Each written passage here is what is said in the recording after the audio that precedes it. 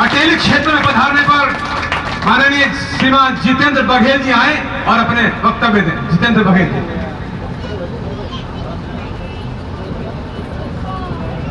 धन्यवाद सैनी साहब, बहुत बहुत धन्यवाद। मंच पर उपस्थित इस हमारे महेंद्रगढ़ जिले के अटेली विधानसभा में वोट चोर गद्दी छोड़ के कार्यक्रम में हमारे जिलाध्यक्ष युवा और बहुत ही संघर्षशील साथी हमारे सतवीर यादव जी, मेरी बहन जो पूर्व में CPS रह चुकी हैं और विधायक भी रह चुकी हैं अनीता यादव जी, मेरे भाई रोहतास बेदी जी, मेरे भाई शांतनु चौहान जी, सुमेर सिंह जी, हमारी महिला कांग्रेस अध्यक्ष डॉक्टर राज सुमेश जी, तोताराम जी, हमारे युवा अध्यक्ष कृष्ण राव जी, प्रदीप एडवोकेट जी, हमारे पूर्व जज जो रह चुके हैं राकेश यादव जी, सुनीता वर्मा जी, हमारी बहन दीपिका यादव जी, मेरी बहन सुनीता गुजर जी, प्रेम यादव जी, राजवंती जी, अनिल जी और हमारे मंजीत यादव जी, मोरवाल जी, टिल्लू जी और हमारे देश रत्न सरपंच जी, मंच पर बैठे सभी सम्मानित हमारे नेतागण और मेरे सामने जो बहन है और मेरे भाई जो पिछले 4-5 घंटों से यहाँ पर बैठे हुए हैं, मैं इनका हार्दिक धन्यवाद करता हूँ कि इतनी गर्मी में और दूर दूर से अपने गांव से यहाँ पर पहुँचे हुए हैं। मैं सभी का हार्दिक धन्यवाद करता हूँ। साथियों, मुझसे पहले मेरी बहन ने भी क्षमा याचना मांगी, मेरे भाई रोहतास जी ने भी, शांतनु जी ने भी, लेकिन मैं भी कहना चाहता हूँ कि मैं देर से आया, इसके लिए मुझे क्षमा चाहिए। लेकिन मुझे खुशी इस बात में हुई मंच से ज्यादा आपका कि मेरी बहनें भी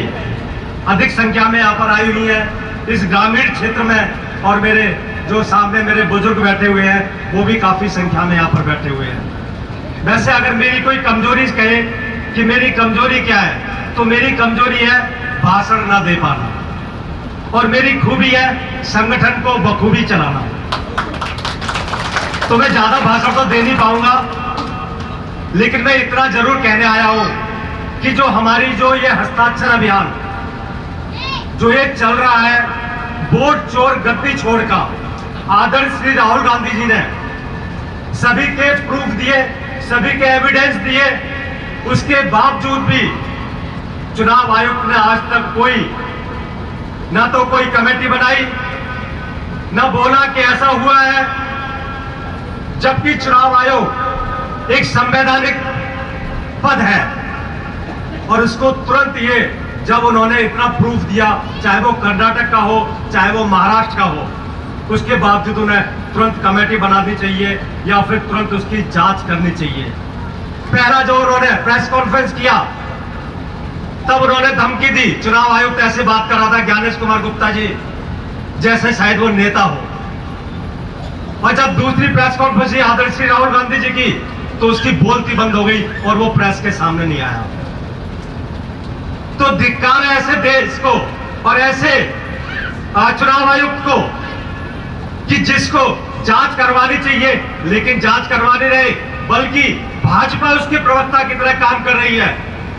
और जब कोई बात होती है, जब हमारे नेता आदरणीय श्री राहुल गांधी जी चुनाव में वोट चोरी की बात करते हैं तो चुनाव आयुक्त नहीं बोलता, भाजपा के नेता ऐसे बोलते हैं, तोते की तरह रट के बोलते हैं जैसे कि वो चुनाव आयुक्त के प्रवक्ता की तरह काम कर रहे हो। साथियों, लंबी लड़ाई है और पूरे देश में मैं दावे के साथ कहता हूं कि किसी भी पार्टी का नेता इतनी लड़ाई नहीं लड़ रहा जो आदरणीय श्री राहुल गांधी जी हम सब लोगों के लिए लड़ रहे हैं। जबकि राहुल जी ने जो ये काम किया, पिछले 1 साल पर कांग्रेस की रिसर्च विंग इस पर पूरा रिसर्च कर रही थी कि कैसे इन्होंने सरकार बनाई और कैसे ये धांधलेबाजी हुई है। इससे पहले जो अभी मेरी बहन ने बताया, हरियाणा में भी बहुत बड़ा गोलमाल हुआ है। साथियों, जब हरियाणा की जो माहौल था, जो पूरे प्रदेश में माहौल चल रहा था,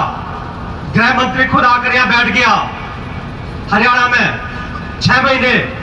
और उसको लगता था कि अगर हरियाणा की सरकार चली जाएगी तो पूरे देश में नरेंद्र मोदी अस्थिर हो जाएगा, और उसने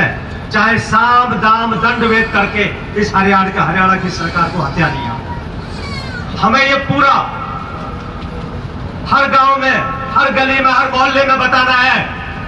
कि आपका वोट चोरी हो रहा है, कब किसके वोट काटे जा रहे हैं, किस हमारी बहन का